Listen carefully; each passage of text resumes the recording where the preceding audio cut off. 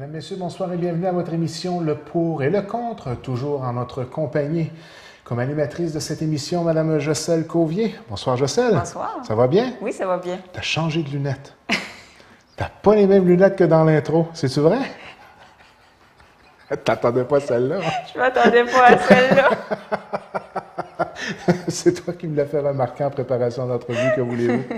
Alors, cette semaine, notre sujet, trêve d'humour, nous allons parler du projet de loi pour les alcotests aléatoires et réduction du taux d'alcool à 0,05 mg par litre de sang, c'est bien ça, au Québec.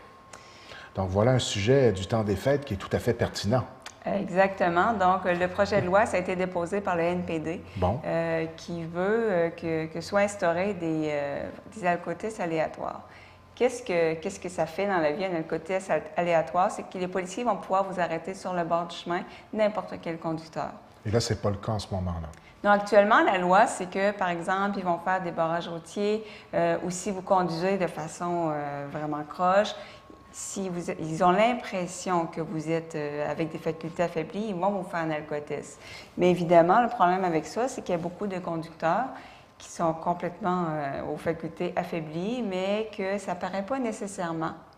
Donc, avec cette nouvelle loi-là, si ça passe, c'est qu'il n'y a personne qui va passer dans les mailles du système. On va pouvoir faire des tests à vraiment n'importe qui. Ça peut être aussi, on peut même faire des alcotests à des gens qu'on soupçonne d'avoir été impliqués dans un accident. Ce qu'on ne peut pas faire actuellement. Puis actuellement aussi, c'est que si on vous fait un alcotest, vous pouvez vous virer de bord puis aller contester ça en cours. Mais avec la nouvelle loi, ce ne sera plus possible de le faire. Donc, ça va amener carrément un changement au code criminel, là. Oh oui, ils vont vraiment changer le code criminel, donc ça va donner ce pouvoir-là aux policiers. C'est vraiment des alcotests qui vont être faits au hasard à n'importe qui. Donc, on va pouvoir exiger un échantillon d'haleine, c'est ça? Exactement, de n'importe quel conducteur. Évidemment, il y a beaucoup de gens qui vont se faire arrêter pour rien, oui, mais il y a beaucoup de gens qui vont se faire prendre, qui tant mieux, là, tant qu'à moi. Là. Okay. Au niveau du niveau d'alcool dans le sang, ça ne fait pas partie du projet de loi parce qu'en fait, ça, c'est le Québec qui est la seule province au Canada qui exige un 0,08. Partout ailleurs, dans les autres provinces, c'est 0,05. Ah, c'est intéressant, ça, et je n'étais même pas au courant. Au Manitoba, c'est 0,04. Donc, au Québec, on est un peu indulgent, là. Bien là, à un moment donné, il y a quelque chose au Québec qu'on n'a peut-être pas compris. On a toujours aimé ça, prendre une petite bière, nous autres, au Québec. C'est peut-être pour ça qu'on est un petit peu plus flexible, là. Bien, c'est ça, mais cette flexibilité, elle a un coût parce qu'on calculait que si on changeait le niveau d'alcool, c'est à 0,05 au Québec. C'est 45 décès par année qui seraient épargnés. C'est beaucoup de vies, là. Puis là, je parle même pas des blessures, etc. Voilà une statistique très intéressante et je vous annonce tout de suite qu'à l'intérieur de l'émission d'aujourd'hui, nous allons avoir plusieurs statistiques très impressionnantes qui vont vraiment, moi, personnellement, ça m'a beaucoup allumé, je dois le dire. Là. Je vous invite à continuer à écouter l'émission. Ne zappez pas tout de suite, ça semble intéressant. Chose intéressante à savoir, c'est qu'il y a plusieurs pays actuellement qui appliquent ce projet de loi, ce projet qui est, c'est un projet, c'est pas appliqué pour le Canada, mais ce projet de loi est appliqué et applicable comme loi dans 56 pays déjà. Oui, notamment la majorité des pays de l'Union européenne. Et ce qui est important de préciser aussi, c'est que dans tous les pays, en fait, qui ont été instaurés les alcotests aléatoires, on a une diminution du nombre de décès de blessures par accident à cause de l'alcool. C'est pas rien. Puis une autre statistique intéressante, 70% des Canadiens seraient en faveur des alcotests aléatoires. Donc, c'est un peu comme une claque dans le dos lorsqu'on a un projet de loi dans ce sens-là. Bien, on dit que, en principe, le projet de loi va être approuvé. Là, ça serait assez surprenant, surtout avec un gouvernement Harper qui, on le sait, est assez fort sur rendre les sentences encore plus sévères. Oui. Exactement. Donc, il y a des très bonnes chances que ce projet de loi passe. Et moi, chapeau au NPD qui l'a proposé. Là. Allons-y maintenant sur quelques statistiques que j'annonçais un peu plus tôt dans l'émission, sur les retombées que pourrait avoir une telle loi là, sur les Canadiens. Bien, en fait, là, si on parle au niveau des accidents au Canada causés par l'alcool, les drogues, on parle, les décès par faculté affaiblie, c'est entre 1250 et 1500 par année au Canada. Au niveau des voies maritimes, c'est 50 des accidents qui sont causés par l'alcool ou la drogue. Puis au niveau des blessures, c'est 63 000 blessures par année. Là, on peut avoir des blessures allant de légers à des gens totalement qui vont être dans un coma profond. Les coûts en termes d'argent, ça coûte 20,62 milliards par année au Canada. C'est incroyable. Donc, si on instaure le fameux projet d'alcotest aléatoire, qu'est-ce que ça va faire? Ça va sauver, on estime en évaluant par rapport aux autres pays qui l'ont instauré, ça sauverait 200 vies au Canada et 12 000 blessures évitées. Puis au niveau de monétaire, c'est des économies de 4,3 milliards. Ces économies-là, elles vont se faire au niveau du système de santé, au niveau de la productivité au travail, puis au niveau des coûts sociaux. Puis aussi au niveau policier, parce que lorsqu'il y a beaucoup d'accidents, bien, il faut qu'il y ait des enquêtes policières, ça demande du personnel policier, du temps, etc. Donc, on calcule, ça m'a assez étonnée parce que au premier abord, quand on pense à ce projet de loi-là, on est tenté à se dire « Ouais, mais ça va coûter cher de faire des alcotests partout. » Mais pour chaque dollar dépensé pour les alcotests, ça sauve 19 $ dans le système de santé. Donc, c'est un investissement sur le long terme qui risque d'être fort payant. Oui, exactement. Et non seulement monétairement, mais en coût de vie, carrément. Là. Ne serait-ce que les vies sauvées par une telle Puis politique. Une vie, ça n'a pas de prix. Hein? Une vie, ça n'a pas de prix. Puis pour les désagréments, si on veut, qu'il y en a qui trouvent ça un petit peu fatigant, là, qu'on va arrêter tout le monde comme ça, bien, je pense que pour les vies sauvées, ça vaut la peine. En début d'émission, on parlait du 0,08 pour le Québec. J'étais étonné de savoir que dans les autres provinces, c'était 0,05, 0,04 au Manitoba. On voudrait en arriver au même taux au Québec, c'est ça? Bien, c'est pas la première fois qu'on essaie de changer, si on veut, le niveau d'alcool, mais un des je dirais pas jusqu'à un lobby, mais parmi les gens qui ne veulent pas, c'est les restaurateurs. Parce qu'ils se disent, bien, si on met ça à 0,05, les gens vont plus sortir prendre une petite bière au restaurant parce que ça ne prend rien. Mais là, moi, je me dis, dans un problème de société comme ça, là, oui, les restaurateurs, c'est important. Et Dieu sait qu'on le sait, hein, il y a beaucoup d'argent qui est en jeu au niveau des restaurateurs. Là. Bouteille de vin qui va se vendre, puis ça, peut-être autre sujet, mais entendons-nous. Là. Bouteille de vin va se vendre 20 $ à la SAC, puis 92 $ au restaurant. On peut s'attendre à une petite marge de profit. Là. Je veux dire, moi, je pense pas que tout le monde va déserter les restaurants, les bars. Là. Les gens vont peut-être avoir des plans B, les taxis, les nez rouges, puis ils vont peut-être juste consommer moins aussi. Donc, puis est-ce qu'on est obligé de boire de l'alcool en mangeant? Voilà une question. Puis j'adore prendre un verre de vin en mangeant, donc je suis drôlement pas nécessairement pour ce genre de choses-là, mais il y a quand même une remise en question, puis une question d'intelligence. On est au restaurant, il y a telle voiture. Est-ce que c'est pertinent de prendre un verre de vin en mangeant et de risquer? Avec le 0,08, je dois dire qu'on a quand même une marge de manœuvre. Moi, une personne de mon poids, je peux me permettre un verre de vin, puis à moins que je sois vraiment sensible cette soirée-là, ça devrait être correct. Mais on s'entend que moi, je ne peux pas y aller à deux. Là. Même à deux, je suis un petit peu pompette, moi, à 2 verres de vin. Mais non, mais ça dépend de la tolérance des gens. Ben, c'est ça. Mais à 0,05, là, les gens peuvent quand même se permettre un verre en général. Ça dépend de votre constitution, évidemment. Oui. Mais moi, je pense que d'un problème de société de même, je pense pas qu'on devrait sortir un argument comme les restaurateurs vont perdre de l'argent. On parle de vie en jeu. Exactement. Puis au niveau des jeunes, là, on a mis une nouvelle loi que c'est tolérance zéro avant 21 ans. Puis il y a plein de jeunes d'un bord pareil. Je pense pas qu'ils ont perdu toute leur clientèle. C'est un bon argument que tu apportes là. Je pense que les gens vont peut-être juste changer quelques habitudes, avoir des chauffeurs désignés. Puis on parle de ceux souvent qui vont abuser. Il y a des gens qui sont capables de prendre un verre de vin et 2 verres de vin, mais quand on est rendu à 3 bouteilles de vin dans un repas, ça commence à être bien arrosé.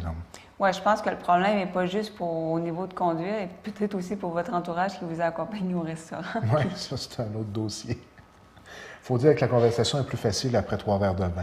Oui, ça se peut que le restaurant au complet vous. Il faudrait peut-être essayer ça, tourner le pour et le contre de la capsule de divertissement après 2 ou 3 verres de vin. Déjà qu'on le fait à jeun et puis que parfois ça dérape, là, je pense qu'on se promènerait... Pour avoir un décompte en bas, le nombre de verres, puis les propos qui deviennent... As-tu vu les émissions qui se sont faites à ce sujet-là où on voyait des gens qui consommaient de l'alcool et qui étaient dans un genre de simulateur en auto? Et puis, on voyait l'évolution au fur et à mesure que les verres. Puis même dans certaines émissions, j'ai vu des expériences carrément...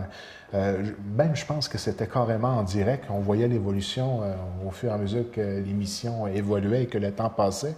Et on s'apercevait qu'on a beau vouloir le nier. C'est sûr qu'il y a des gens qui sont plus sensibles que d'autres. Justement, tu précisais, même après une brosse, Quand le taux d'alcool est retombé à zéro, on peut ne pas être apte à conduire durant 24 heures. Souvent, on ne le ressent pas, mais il reste que sur notre façon de conduire, notre sensibilité aux obstacles qui vont apparaître, notre vision, même si ce n'est pas perceptible de façon personnelle, c'est quelque chose qui est concret dans la réalité. Oui. Puis on voyait dans ces simulateurs-là que tu avais beau vouloir t'enfler la tête en disant que moi, ça me fait rire en boisson, puis il y avait une conséquence, malheureusement, mais c'est le cas et il ne faut pas mettre ça de côté parce qu'on est une personne qui porte la boisson. Non, mais c'est un des problèmes, là. Je vous dirais que la majorité des gens qui ont des accidents, ils se sont dit non, je suis correct. Parce que pourquoi? C'est pas juste un espèce d'entêtement, c'est l'alcool affecte votre jugement. Donc, l'alcool fait que vous pensez que vous êtes correct, mais vous ne l'êtes pas dans les faits parce que ça va affecter la concentration, la coordination, etc. Puis tu mentionnais, oui, c'est quelque chose qui est moins connu, mais après une bonne brosse, c'est souvent pendant au moins 24 heures, tu n'es pas apte à conduire. Ouais. Donc, oui, il y a certaines personnes qui tolèrent mieux l'alcool que d'autres, là. Encore une fois, il y a des exceptions dans tout, mais c'est pas mal la même chose pour tout le monde, là. Puis en cette période des fêtes, période de festivité, il faut être prudent. Bien, moi, je suis toujours surprise que c'est pas encore inculqué dans la tête des gens que si tu bois trop, tu conduis pas. Il y a encore des gens qui vont prendre leurs clés, qui vont prendre des risques. En 2013, ça me surprend honnêtement parce qu'il y a beaucoup d'autres moyens. Vous avez juste à dormir ou vous êtes en train de faire la fête, ou si c'est chez des amis. Prévoir un conducteur avant la soirée. Il y a tout le temps des gens qui ne conduisent pas dans une fête en général. Là. Certains secteurs, on est rouge, puis il y a toujours le taxi aussi en dernier recours. Tu sais, puis on dit la modération a bien meilleur goût. Oui. Je pense c'est surtout les conséquences que ça peut avoir par la suite. Ça peut devenir une catastrophe dans ta vie. C'est votre vie qui peut être brisée, la vie de d'autres. Ou la vie de d'autres, exactement. Donc, on n'est pas toujours conscient des répercussions que ça peut avoir sur le long terme là, et des conséquences que ça peut avoir, non seulement sur notre propre vie, mais sur la vie d'une victime à ce moment-là qui pourrait faire partie, nous hanter durant toute notre vie, cette victime-là. Exactement. Parce qu'il n'y a personne qui va faire ça de façon volontaire, mais c'est de pallier à cette pulsion qui est souvent involontaire, mais réelle, qui nous apporte à conduire en état d'ébriété. Ouais, je pense qu'il y a encore beaucoup d'éducation à faire dans ce domaine-là. Allons-y avec quelques arguments pourquoi on serait pour ce projet de loi-là. Permet de réduire la conduite avec les facultés affaiblies, je pense que ça me paraît évident. Prévient des centaines de décès et des milliers de blessures, la vie n'a pas de prix. Voilà encore un bon argument. Dans tous les pays où ça a été adopté, eh bien, ça a réduit de façon importante les décès et les blessures.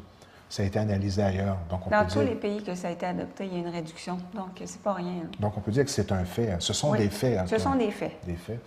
Les dépenses compensées par les économies dans le domaine des enquêtes policières au niveau des accidents, c'est vrai qu'il y a un coût qu'on n'évalue pas toujours. Exactement. Les gens sont quand même rémunérés. Ce n'est pas du bénévolat, les policiers.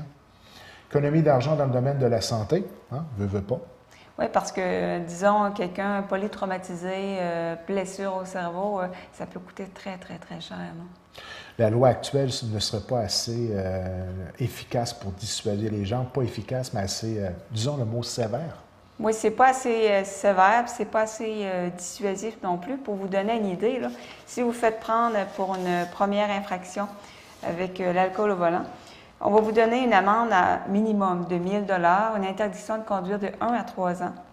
Il peut y avoir une saisie de véhicule, il peut y avoir un emprisonnement, dépendamment de plusieurs facteurs. Vous avez un casier judiciaire, un antidémarreur. Avec les frais, ça peut monter à 1 750 $.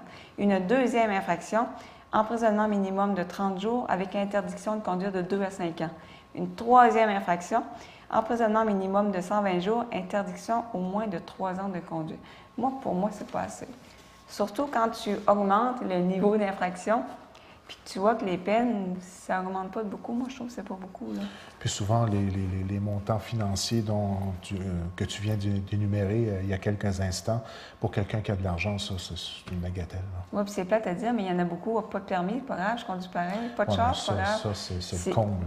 C'est épouvantable d'avoir une mentalité. Puis tantôt, selon les statistiques que tu viens de me donner, c'était après 3 fois qu'on considérait quelqu'un comme... Multirécidiviste. Ça, c'est quelque chose aussi qu'on ne comprend pas, c'est que normalement, après 2 fois, quelqu'un devrait être considéré comme un récidiviste. Tu t'es fait prendre, tu t'es fait arrêter, puis tu recommences à boire et conduire. Mais Au Canada, on calcule que ça prend 3 fois. Parce que notre argument, c'est que après 3 fois, on est sûr que c'est un récidiviste. Bien, moi, après 2 fois, je suis sûr que c'est un récidiviste. Ça, je comprends juste pas. Parce qu'on ne parle pas d'une infraction du code de la route, comme disons quelqu'un qui roule plus vite que la limite permise parce qu'il ne s'est pas rendu compte. Ça peut être une erreur. Mais conduire en buvant, c'est un choix. Tu sais, c'est vraiment, je décide de conduire en buvant. Fait qu'après la 2e fois, là, c'est parce que tu n'as pas compris puis tu risques de ne pas comprendre. J'ai l'air rigide, là, mais moi, je ne comprends pas que Il y a des gens qu'on arrête après 4, 5, 6 fois. Ça n'a aucun bon sens. Oui. C'est qu'il faut qu'il y ait des lois plus sévères. Puis ça peut avoir des conséquences directement sur notre propre vie. On peut avoir un accident et se ramasser dans une situation handicapée le restant de nos jours. On ne sait jamais ce qui peut arriver. Et on peut aussi enlever la vie à quelqu'un qui était de passage au mauvais moment et puis que malheureusement, ça peut être une personne à bord avec nous, ça peut être une personne sur le bord de la route. C'est pour ceux qui ont vécu cette expérience et moi, pour avoir entendu des témoignages, je peux vous dire que c'est vraiment pas quelque chose qui est évident de vivre avec pour le restant de ta vie par la suite. Donc, si on peut éviter, on évite. Exactement. On évite, puis de façon constante, tu bannis ça de ta vie, l'alcool, voilà. Beaucoup de gens avec les facultés affaiblies ne présentent pas de signes évidents. Ça, c'est pour naturellement justifier de mettre en place de façon aléatoire. Parce que si on se fie seulement à ceux qui conduisent droit, il y en a qui sont en parfait état, qui n'ont pas pris une bière et qui conduisent tout croche. Oui, non, ça c'est vrai. Il y a des gens qui ont plus de misère. Mais puis tu as des gens qui sont tellement habitués à boire là, ça paraît plus. C'est plate à dire, mais ils sont affaiblis. Ils ne sont pas aptes à conduire, mais ils te parlent puis ils ont l'air correct. Ça, c'est tout à fait vrai. On en connaît toutes des comme ça. On en connaît. Les conducteurs n'ont pas besoin de sortir leur véhicule rapide. Oui, parce qu'on a l'impression que ça va être du tâtonnage pour rien, puis ils vont nous arrêter, mais ils peuvent faire ça vraiment assez rapidement. Là. Je veux dire, vous n'allez pas vous faire arrêter tout le temps, tous les jours non plus. Là. On s'entend. Puis on s'entend que boire, bien, c'est pas seulement Noël, puis au jour de l'an.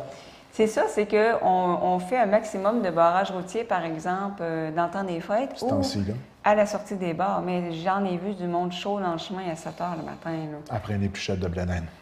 C'est ça. Ça fait complètement un autre moment. Je pense que ça devrait être à l'année longue. Là.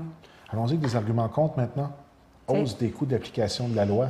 C'était plus dur à trouver les arguments contre. Mais il y en a quand même, puis tu as bien fait ton travail. Mais la hausse, oui, bien, comme je le disais, là, c'est... Est-ce qu'elle est justifiée? Premier argument contre, c'est qu'on pense, c'est ça, ça va coûter cher, tout ça, mais comme j'expliquais, chaque dollar investi, ça va en rapporter 19.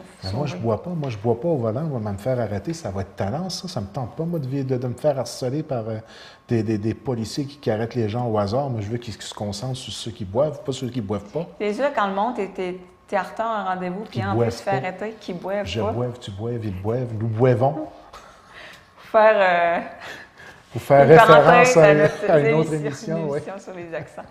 Mais c'est ça, c'est sûr que quand tu te fais arrêter, puis comme moi, je bois jamais, donc c'est sûr que je me ferai jamais prendre à boire au volant. Mais c'est sûr que peut-être je suis pressée à un rendez-vous, puis je vais me dire, ah non, ça va me mettre en retard, mais gars, si ça peut sauver des vies, je suis contente. Moi, j'aime autant que me faire arrêter pour rien plein de fois, puis que ça sauve des vies à des gens. À un moment donné... Ça ne pourrait pas ouvrir très, très, très grand la porte aux policiers à arrêter n'importe qui, n'importe comment, pour n'importe quelle raison? Il y a des gens qui disent, bon, il va y avoir de l'abus de pouvoir, mais généralement, les gens qui vont amener cet argument-là, c'est les mêmes qui ont vraiment une mauvaise opinion des policiers, que les policiers veulent juste arrêter du monde pour rien, puis c'est des chiens, puis ça. Moi, je pense pas. Je pense que la majorité des policiers, c'est des gens professionnels. Puis ils s'amuseront pas à essayer d'abuser de leur pouvoir. Leur but là-dedans, eux, c'est d'arrêter disons-le, c'est des criminels, les gens qui... on veut même reconnaître criminels dangereux, les gens après 3 récidives. Parce que c'est pas rien. C'est comme se promener avec une arme blanche. Oui, une voiture, ça peut devenir une arme dans ces conditions. Donc, je pense pas que les policiers, et admettons que quelque chose comme ça arriverait, je pense que dans la société québécoise, il y a assez de choses en place pour qu'on puisse dénoncer des comportements qui n'auraient pas de bon sens. Mais justement, ça ne viendrait pas alourdir le système judiciaire d'un maximum de plaintes et ça ne ferait pas en sorte qu'à quelque part, on engorgerait le système judiciaire avec des causes... qui finirait plus en ce qui concerne l'alcool au volant? Bien, justement, là, afin de d'enlever cet argument-là. Le NPD, puis il y a un organisme aussi qui a fait beaucoup d'études qui s'appelle MAD. C'est un organisme anglophone. En fait, ça veut dire les mères contre l'alcool au volant. Souvent, c'est des mères qui ont perdu un enfant, par exemple. Je comprends pas. Donc, elles font des études. Puis, ce qu'elles ont permis de voir, c'est que j'ai perdu mon idée. C'est quoi l'argument? En ce qui concerne la contestation juridique au niveau de MAD. C'est ça. Oui. Le MAD, en fait, ils ont... Changer de lunettes avant une émission, je sais. Moi, ça m'a déboussolé. J'ai pas vu. J'ai toutes mes facultés. En fait, oui, pour la contestation, c'est qu'on a déjà épluché la question. Puis que, en fait, peu importe la contestation juridique qui pourrait avoir lieu, ça ne tiendrait pas la route devant un changement dans le code criminel. Tu sais, on a déjà pensé à ça. Est-ce que tout le monde va se mettre à contester? C'est justement pour empêcher que le monde conteste comme il faut actuellement. Bon. J'avais affaire à suivre, hein, parce que là, j'aurais pas su ce qu'on était rendu. On aurait eu l'air fin, toi et deux. C'est un sujet qui publie les facultés. Puis ceux qui se reportaient à dire, regarde, ayons confiance en l'être humain, puis l'éducation, c'est suffisant, puis c'est déjà ça qu'on fait depuis une vingtaine d'années, puis il y a des résultats concrets par rapport aux campagnes publicitaires, puis les campagnes de sensibilisation, les témoignages de façon publique.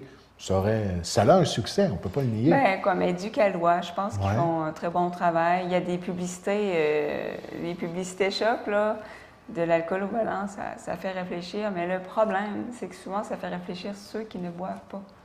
Ça, c'est un peu vrai. À dire, puis, hein? On en a eu des traumatisantes, des publicités comme ça. Oui, puis ça vient nous chercher, mais souvent, les gens qui se pensent au-dessus de ces lois-là, que eux, non, moi, je ne peux pas pogner d'accident, moi, je porte bien l'alcool, ils ne se sentent pas concernés, c'est triste à dire.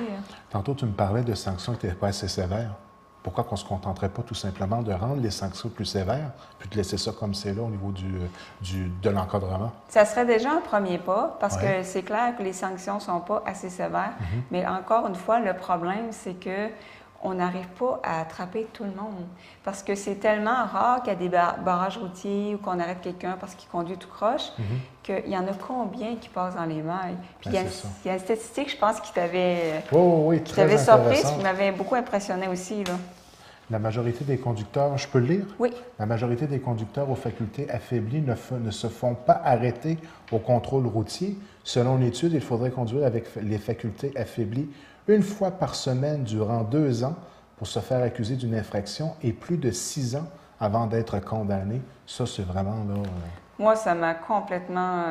si les gens m'en disent, j'ai vu ça. Ça, c'est des statistiques qui font mal. Oui, ça, c'était sur le site de MAD, les maires, tout ça, qui font beaucoup d'études. Puis, bon, moi, ça m'a complètement abasourdi. Puis quand j'ai vu ça, je disais, oui, on a besoin justement, là, de contrôle aléatoire parce que ça montre le problème du système. Puis le côté aussi positif des contrôles aléatoires, c'est que les gens vont savoir qu'ils peuvent se faire prendre n'importe quand. Fait que c'est sûr qu'il y en a moins qui vont boire et conduire, parce que là, il y en a beaucoup qui se disent « Ah, je ne me ferai pas pogner pour les fois qui... » Fait que ça va un peu changer la mentalité des gens là, qui vont être beaucoup plus prudents.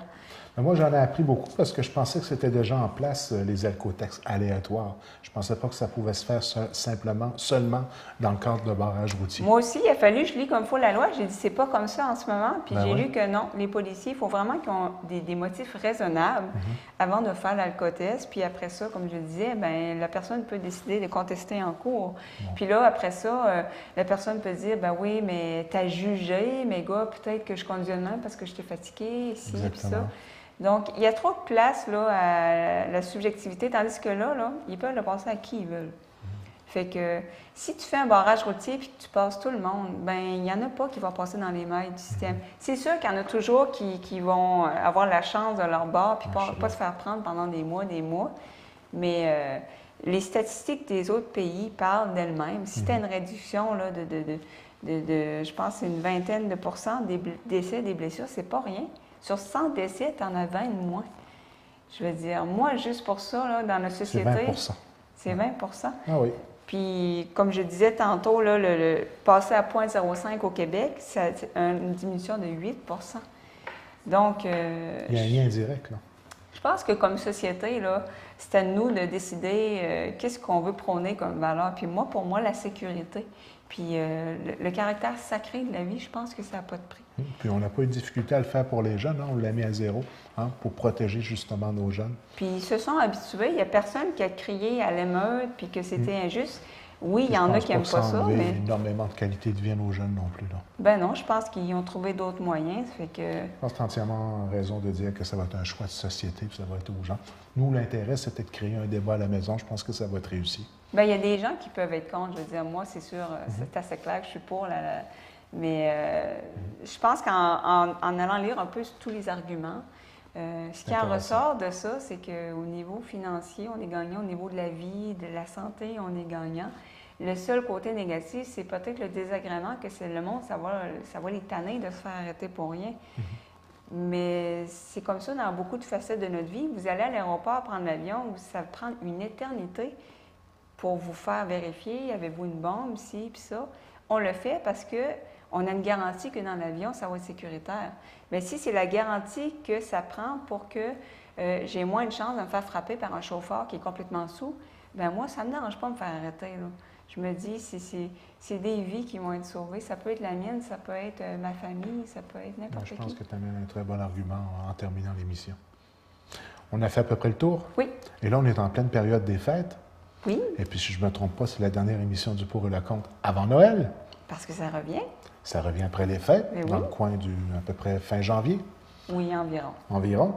Et puis, je pense que tu avais peut-être quelques petits souhaits à faire à l'ensemble des gens qui nous écoutent à la maison. Bien, j'aimerais dire merci aux gens d'être au rendez-vous à chaque semaine. Puis j'en entends parler, les gens viennent me voir, puis ils aiment ça. Puis ça encourage, ça fait plaisir, ça donne envie vraiment de continuer. Puis les gens proposent des sujets, ils continuent toujours à interagir sur Facebook. Ben merci aux gens, hein, parce que c'est grâce à vous qu'on fait l'émission, parce qu'on sent que c'est apprécié et de très joyeuses fêtes. Et, puis on peut-tu prendre un petit verre, je sais? Avec modération. Avec modération. Là, on n'est pas contre l'alcool, mais s'il vous plaît, avec modération. Je pense que c'est important. C'est une belle valeur aussi à inculquer à notre entourage, à nos enfants. Je pense que... La modération, bien mieux. L'exemple commence par soi-même. Oui, tout à fait. Bien, moi aussi, je vais en profiter pour te souhaiter des joyeuses fêtes. Et puis, on se donne rendez-vous au retour en janvier de l'émission Le Pour et le Contre, peut-être même avec une nouvelle intro, avec une nouvelle paire de lunettes. Hein? On l'espère. On ne coupera pas des dépenses. Là. 2014, là, on va ouvrir le budget. Merci, Jocelyne. Merci, c'était un plaisir de faire l'émission avec toi. Pareillement.